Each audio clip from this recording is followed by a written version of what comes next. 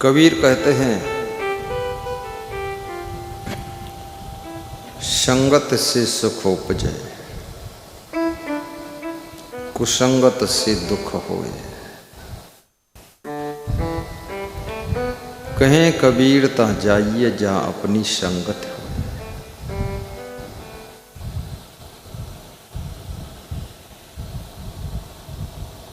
संग, कुसंग, असंग, ये तीन बातें।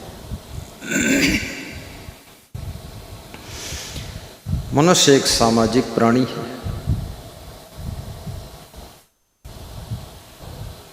किसी न किसी के संग में उसको रहना पड़ता है।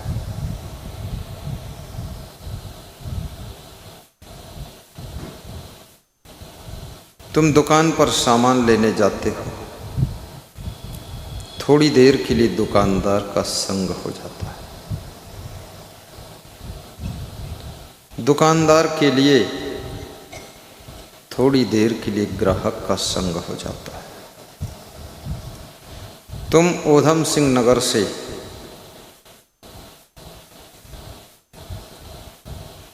हल्दो चौड़ के लिए यात्रा करते हो, थोड़ी देर के लिए किसी गाड़ी में बैठकर जब तुम वहां से चलते हो तो बीच में सैकड़ों पैसेंजर का संग हो जाता है।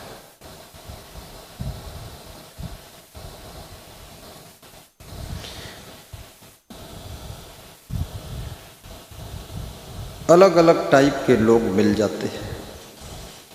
कोई सिगरेट पी रहा है, कोई मछली खा रहा है, कोई गाली बक रहा है, कोई क्रोध कर रहा है, कोई गंदे कपड़े पहने हैं, कोई 10 दिन से स्नान नहीं किया है, शरीर से बदबू आ रही है, और वो भी पड़ोस सीट पे बैठा हुआ है।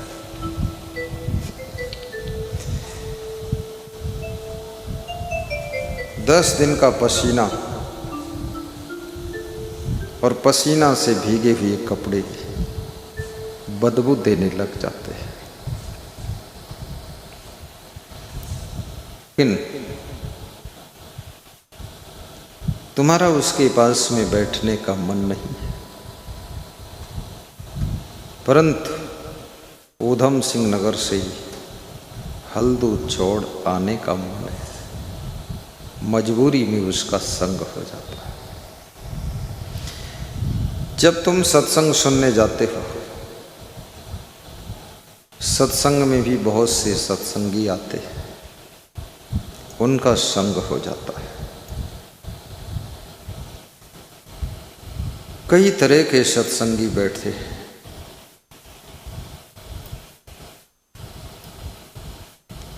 महिला सोचती है ये आदमी हमारे पड़ोस क्यों बैठा है, गंदे कपड़े पहने। पुरुष सोचता है अरे किसके पड़ोस कुर्सी मिली है, ये तो लंका की शूर्पणखा है, आए थे सत्संग सुनने और यहां भी फंस गए।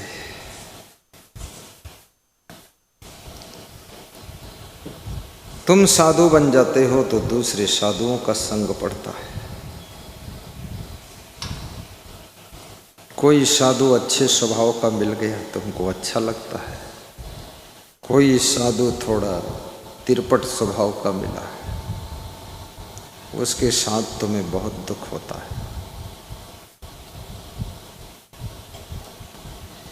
कोई साधु बड़ा दयालु मिल गया,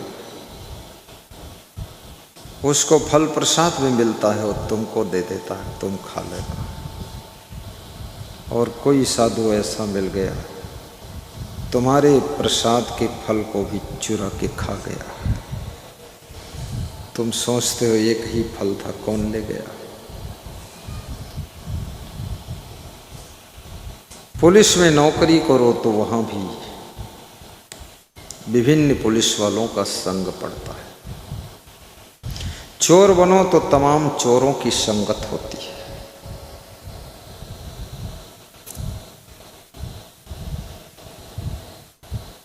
अर्थात मानव सामाजिक प्राणी है, अकेला नहीं रह सकता है। मकान का निर्माण करो तो कारीगर, मिस्त्री, फर्नीचर कारीगर, सीमेंट का दुकानदार, ईंट वाला, ट्रैक्टर ट्राली वाले, सबका संग हो जाता है।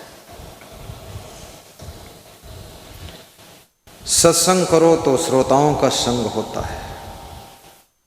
श्रोता भी विचित्र विचित्र है। कोई श्रोता साफ सुथरे कपड़े पहन कर आता है, कोई गंदे कपड़े पहन कर आता है, कोई केला लाता है, कोई अकेला आता है, कोई ऐसा भी है जो यहाँ का केला भी उठा ले जाता है। गुरु भी सोच रहा है संग के बिना तो छुटकारा नहीं है, संग होगा ही। और शास्त्र ये भी कहते हैं संग का रंग भी लगता है।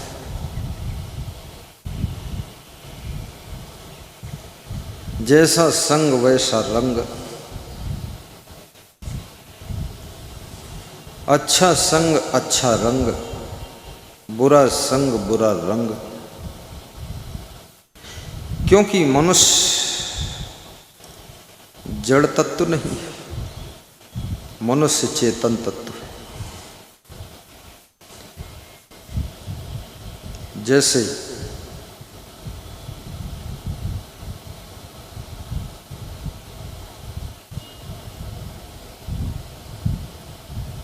कुर्सी यहां रख दो, चाहे जिसका संग हो जाए, लेकिन कुर्सी शराब नहीं पिएगी, ना तो कुर्सी गुरुमंत्र लेगी। ये जड़ वस्तु है। जड़ वस्तुओं को चेतना नहीं होती है, ये चीजें मृतक होती है, इनमें जान नहीं होती है। इसलिए जड़ वस्तुएं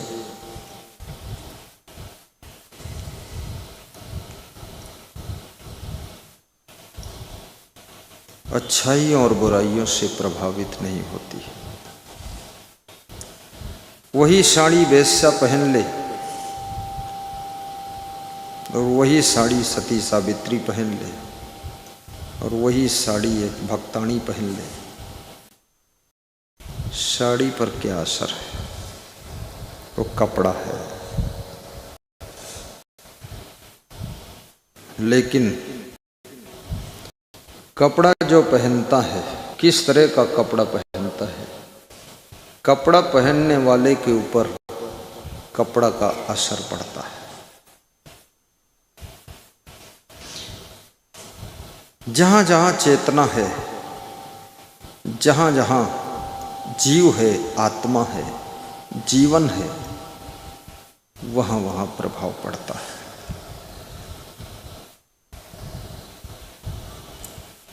जब तुम पैंट पहन कर चलते हो, तुम्हें लगता है हम मर्यादित हैं, और शहर के अंदर जाना होता है तो तुम सोचते हो कि अंडरवियर पहनकर जाना ठीक नहीं, थोड़ा पैंट होनी चाहिए, लंबा बुशर्ट हो, कुर्ता हो। मनुष्य का मन बहुत सोचता है। मनुष्य कोई साधारण प्राणी नहीं है। मनुष्य का प्रभाव बहुत है, मनुष्य की महिमा भी बहुत है। और वस्तुएं भी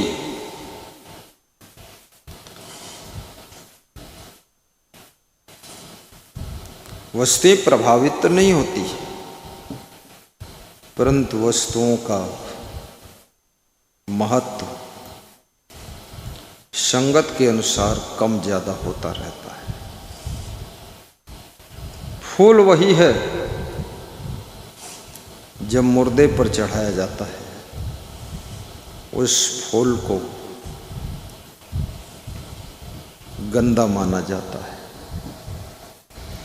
वही फूल जब किसी महान गुरु के चरणों में चढ़ाया जाता है तो उस फूल को पवित्र माना जाता है और फूल को उठाकर मस्तक में लगाया जाता है।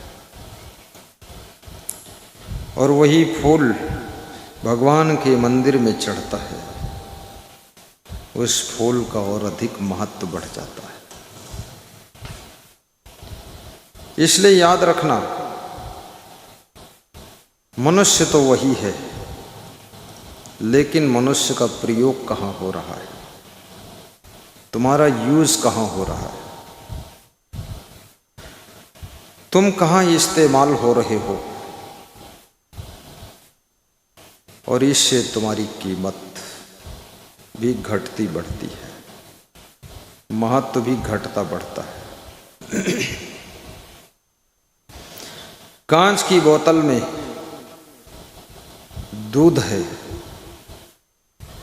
और दूसरी कांच की बोतल में दारू है, तीसरी कांच की बोतल में जहर है, चौथी कांच की बोतल में गंगा जल है।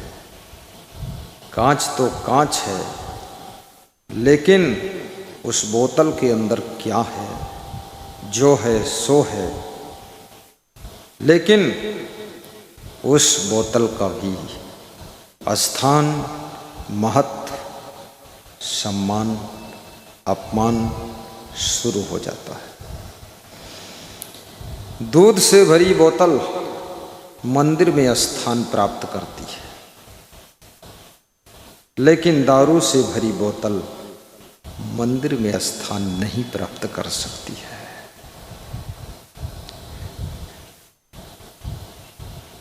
जहर से भरी बोतल वो सबके घर में स्थान प्राप्त नहीं कर सकती है,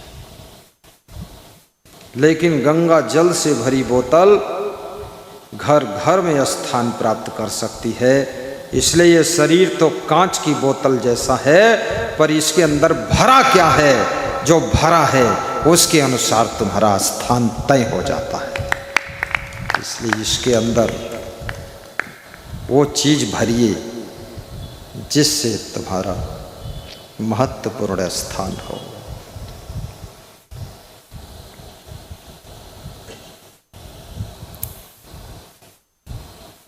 उन लोगों से प्रभावित मत होइए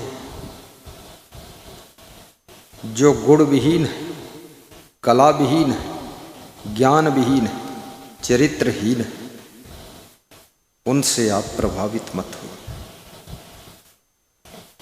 कहाँ प्रभावित होना है, किससे प्रभावित होना है, कितना प्रभावित होना है, इस पर भी तुम्हारा विवेक होना चाहिए।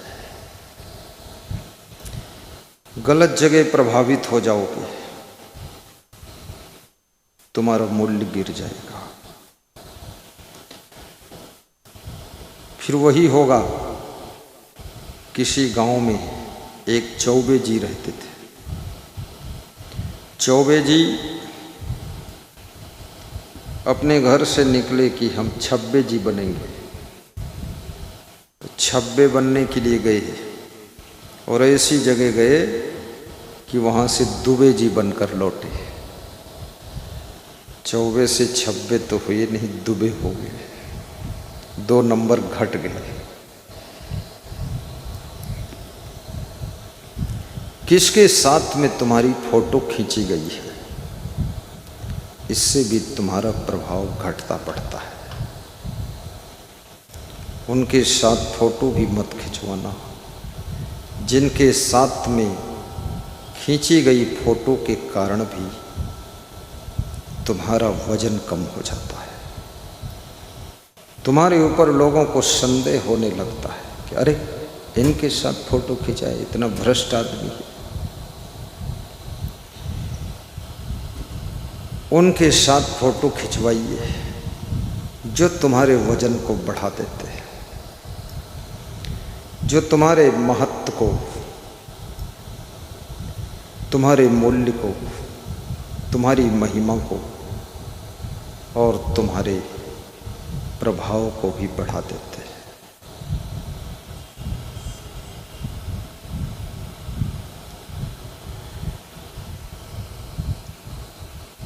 उनकी संगत मत करो जिनकी संगत से तुम्हारे चरित्र के ऊपर भी संदेह लोगों को होने लग जाता है, जिनकी संगत से तुम्हारा ग्राफ भी गिरता है, उनकी संगत को एवॉइड कीजिए, धीरे धीरे कम कर दीजिए। कहीं विशेष जरूरी में मजबूरी में संगत हो जाए